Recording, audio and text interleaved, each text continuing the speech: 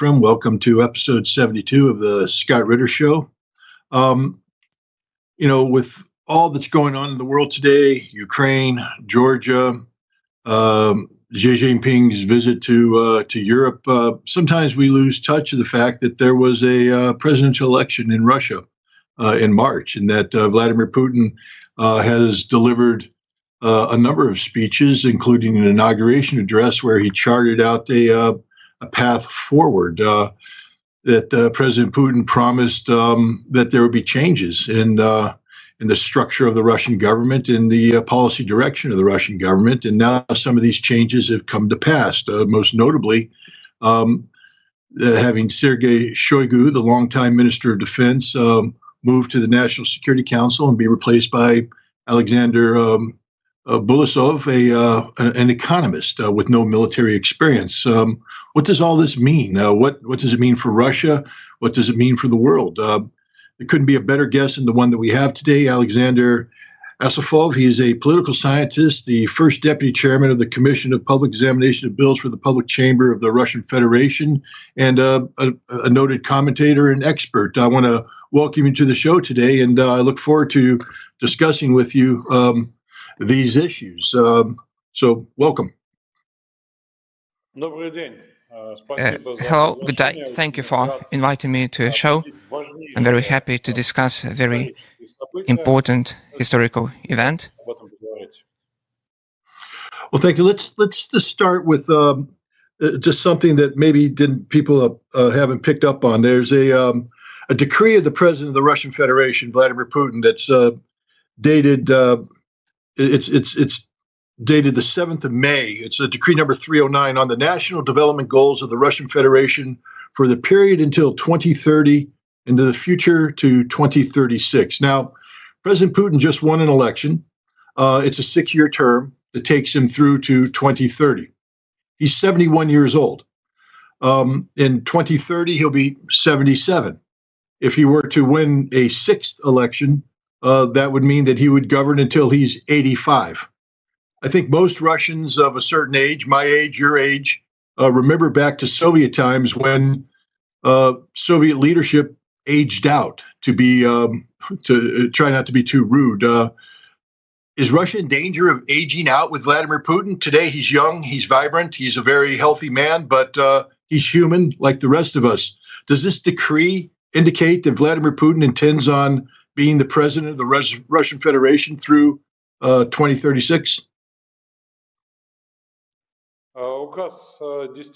The decree is unique, and it is unique since it was adopted in the Union after the inauguration. This is about the life of the state. As for the ideas concerning the timing in the document, this is just a conspiracy theory. When Vladimir Putin makes such a decision, signing such strategic documents, he thinks about implementing the policy to create the future, but not about his personal life. It is quite well stipulated in the decree.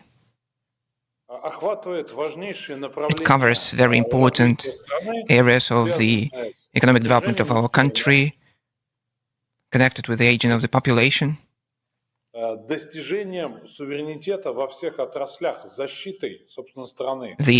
security and protection in technological, educational areas. If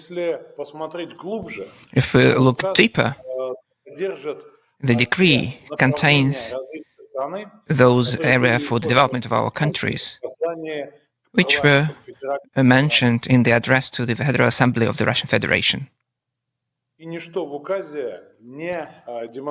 Nothing demonstrates in the decree that Putin makes a decision to run for the next term as a president in 2030.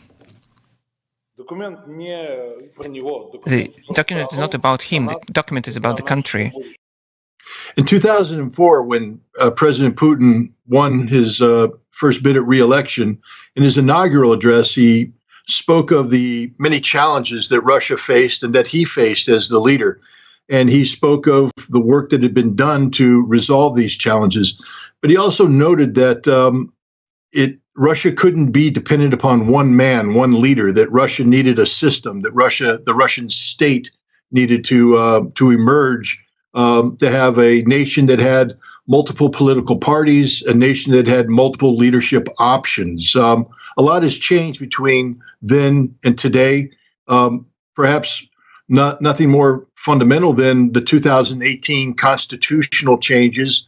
Do you see in the West, what's happening here is we interpret what's happening in Russia is that Vladimir Putin is walking away from the promises he made in 2004, that rather than trying to build a state on the notion of democracy, it's becoming an autocracy, maybe even a dictatorship. Do you see it that way, or do you see that Vladimir Putin is building a Russian state that will function after Vladimir Putin is no longer president? So the format how the government is approved makes the process of appointing the cabinet more transparent. Every candidate nominated by the Prime Minister or the President should go through the hearings at the Parliament, at the Duma and the Council of Federation. And the State Duma are entitled to reject the nomination offered by the President or the Prime Minister. As for the changing to the system of the parties, it is worth noting that over the last period of time during the election cycle, in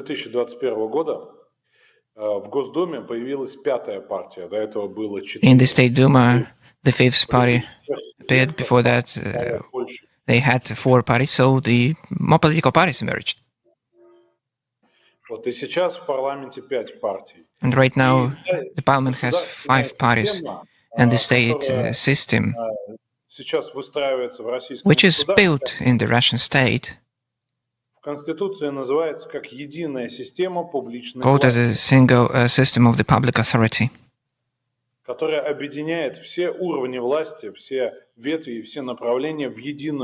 which brings together all the branches and the parties, which doesn't imply any single leadership.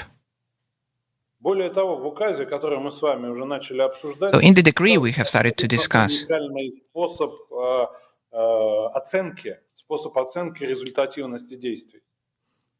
we have the special system of how to assess the performance and the efficiency of the activity. Before that, we had some quantitative indicators, the number of different events dedicated to a particular event. So right now, the decree, and this is the blueprint strategic document,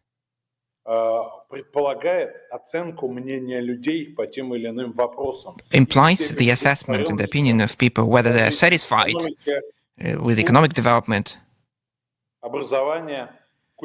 education, culture, and so on and so forth. So the national goals should be whether they are achieved, and the decree is called the national goals.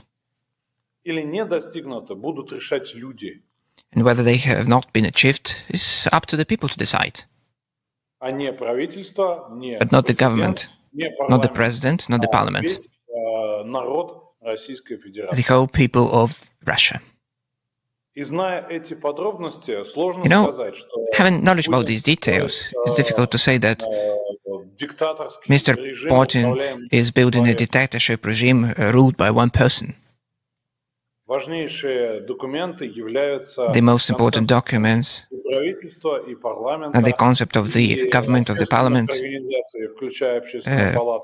public organizations, including the public chamber of the Russian Federation. Therefore, I would oppose to the narrative in the Western mass media about the dictator nature of the Putin state.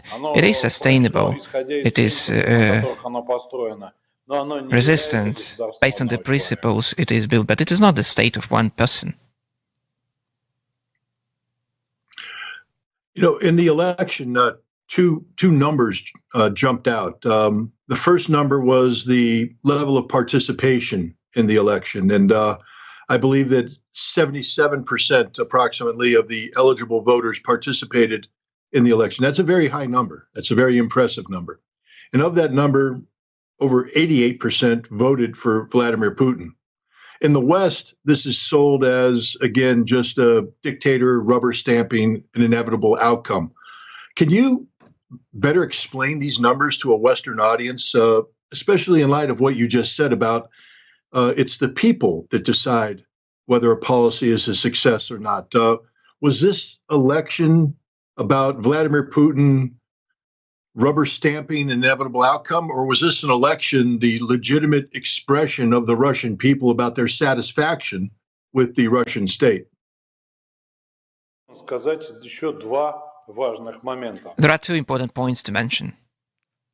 The first point, so we assess election by another indicator, by another figure. In several weeks after the election, there is sociological representative sampling in the form of survey. And people are asked whether they believe that the conducted election was fair or unfair.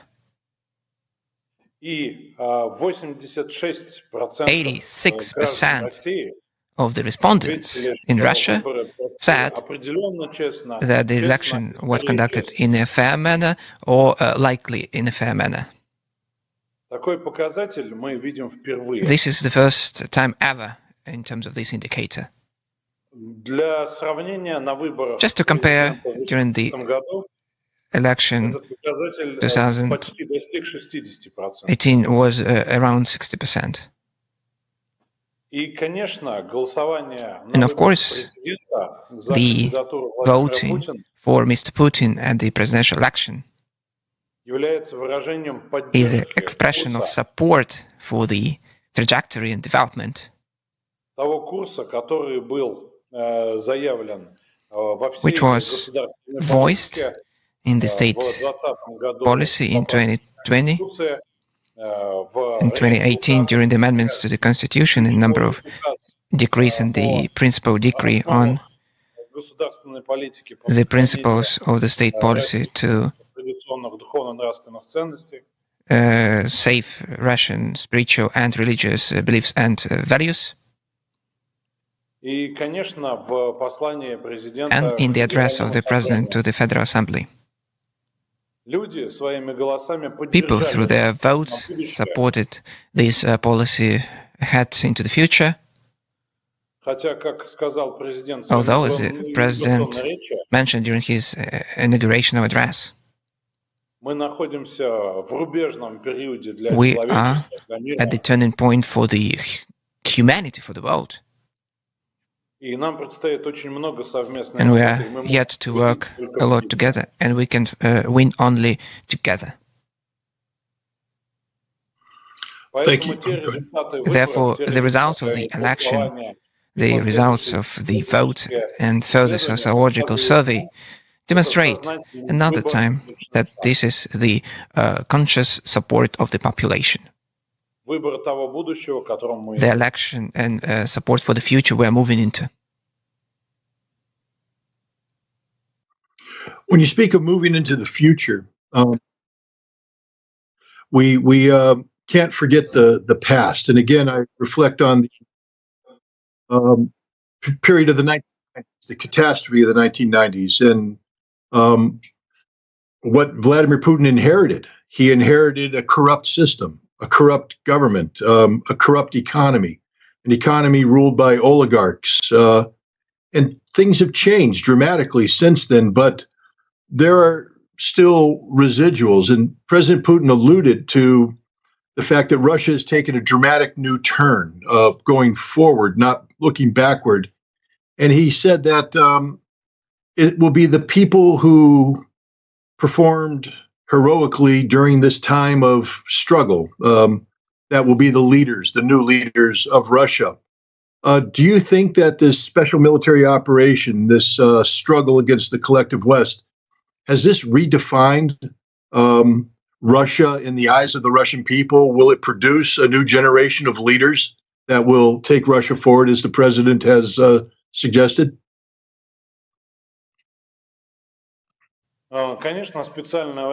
Undoubtedly, the special military operation is a historical challenge for our state. Undoubtedly, our adversary at the front line is not the military force of Ukraine, but the forces of collective West who are trying to make this historical challenge more difficult for us and to defeat us as a civilization state. And undoubtedly, this new national elite the president has mentioned, and he talked about that in the address to the Federal Assembly, is shaped on the principles of meritocracy. So we select out of the best, and the people who have gone through all the difficulties of the special military operation will shape the elite, which will lead the country into the future. As whether there's going to be a majority in the elite or a part of this elite, it's difficult to say yet, but there is special personnel training in the Presidential Academy to train these people, to educate these people, and to prepare them to become this managerial elite. Thank you.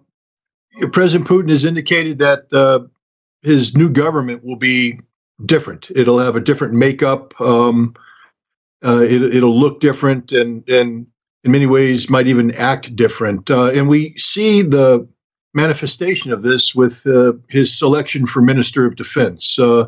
Sergei Shoigu, who has served as the Minister of Defense since 2012, was removed from office, promoted, I guess, to the National Security Council, and replaced by Alexander Belousov, an economist, a man with no practical military experience. Sergei Shoigu had a well-deserved reputation of being an effective manager of the defense industry. Under his guidance, the defense industry in the last 2 years has doubled or tripled its output. It's allowed Russia to build the weapons it needs to prevail in the special military operation. And yet, Mr. Belousov was brought in to add an additional management aspect to better coordinate military industry with civilian industry. Can you explain the significance of this move? Because in the West, it's seen as Russia is panicking, that they're losing the war, that Sergei Shoigu was fired because of incompetence, and that Belousov was brought in because Russia is desperate to maintain its defense industry. I have a feeling that that's not necessarily the case, but maybe you can better explain what's behind Mr. Belousov's rise to Minister of Defense. Mr. Belousov will coordinate the work of all the industries. I'm talking about Shoigu, not Belousov. As for Mr. Belousov, he will be leading the digitalization process and the introduction of digital services in all the areas of business, life, the state, That's what Russia is proud of. That's his particular achievement. Mr. Belousov has the directly to do with the military-industrial complex. He protected the necessity to integrate unmanned airborne vehicles, UAVs, so he is very deeply engaged in the innovations in the military-industrial complex. So the appointment of Mr. Belousov is the strategy of the president as army of the future. We see that the old ways of conducting war are obsolete under new circumstances of conducting war, considering new achievements, technological know-hows. And the old proved strategy is not appropriate. Technological breakthrough is required. Experiments are required. We need to search for R&D's achievements. And of course, the person very close to the president, he has a doctorate degree in economics, who is famous for his economic forecasts which come true, who is deeply engaged in innovations, who has great expertise in innovations, undoubtedly will take this strategy on creating this army of the future into life. Do you see any other big changes of this nature coming forward? I mean, we've seen most of the appointments. One thing we haven't seen is how the various governors of the various regions and districts of Russia, who's going to do this. Do you see changes in that, or do you see that the same people who have been governing Russia at the regional level, will that remain the same?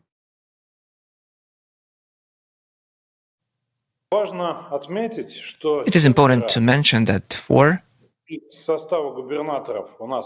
out of former governors, we have 89 regions, 89 governors. 4 out of these governors have been appointed to new positions in the government.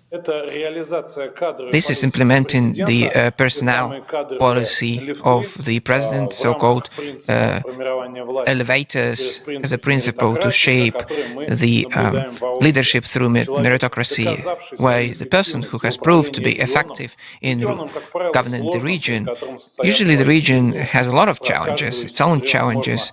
So every out of these 4 people has resolved many challenges. This person can be appointed to a new position based on his experience, expertise, competences, and so he has a new responsibility on developing these industries. I'd like to remind you that this is the Ministry of Industry and Trade, the Ministry of Sports, which is faced with different sanctions, challenges. This is the Ministry of Transport, which faces the challenges connected with aircraft industry, and the Ministry of Energy.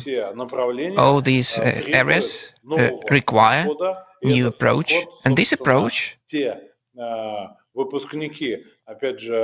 by those so-called graduates of the School of Governors of a new presidential course on improving civil servant competences. They are ready to implement that. They are ready to add up to these necessary changes.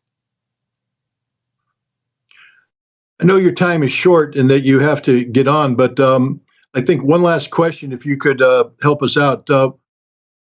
What do you see for the next 6 years for Russia? As you indicated, Russia is going through a period of extraordinary challenges, both in terms of foreign policy, but also because of the special military operation challenges economically and politically. A new Russian foreign policy was established last summer, which says that Russia is a unique civilization. Russia will be self-sufficient. And Russia seeks to find its proper place in the world today. Do you see Russia being able to achieve these objectives in the next 6 years? Do you see Russia being able to sustain this economic growth? What is your forecast for Russia over the course of the next 6 years of Vladimir Putin's presidency?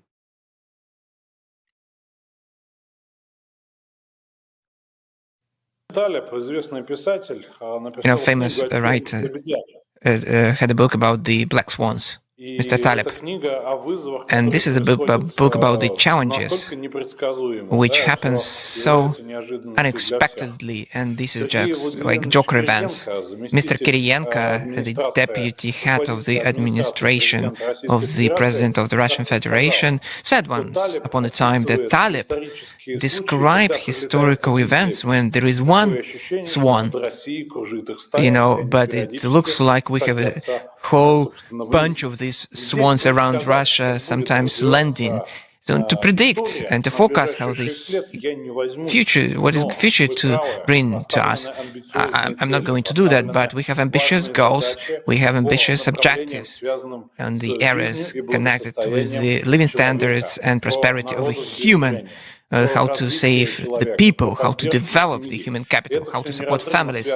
These are interconnected things with infrastructure projects, with the development of economy, and the indicators and the goals are very ambitious, as the president has said. It can be achieved only through joint efforts of all the people, of all the authorities, of all the enterprises, organizations, businesses, public and civic organizations. These are feasible goals if we are to work together. And I do believe in positive forecasts, considering the support for the president of Russia during the recent election, the consolidation which our people feel that will help us to achieve all the goals set. And I do believe that in 6 years, together with you, we will just witness a success in most areas and achievement of most goals. Well, I have to say that I've had the honor and privilege of visiting Russia twice in the last year, and from what I've seen and talking to Russian people, talking to Russian officials, and what I've seen with my own eyes, I share your optimism and I share your positive belief in the future of Russia. I want to thank you very much for taking time from your busy schedule to join us here. I appreciate your answers, and I'm sure the audience does as well. This was Alexander Asafov, a political scientist, the first deputy chairman of the Commission for the Public Examination of Bills of the Public Chamber of the Russian Federation. Thank you very much for joining us today. Well, there was episode 72. We got a tour de force of